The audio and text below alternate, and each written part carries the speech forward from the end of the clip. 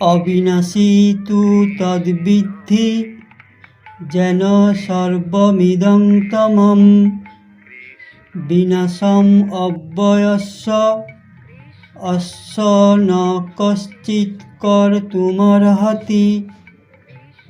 যা সমগ্র দেহে পরিব্যাপ্ত হয়ে আছে তাকে তুমি অবিনাশী বলে জানবে।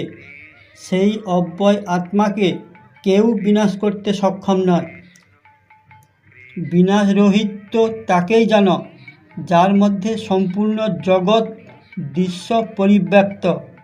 এই অবিনাশী বিনাশ করতে কেউ সমর্থ নয়।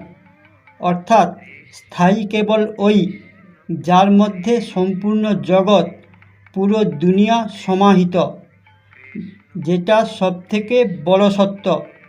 বাকি সব তো আসা যাওয়া করে। এই সত্য সব সময়ের জন্য। আমাদের আত্মা জগতের সবথেকে বড় সত্য।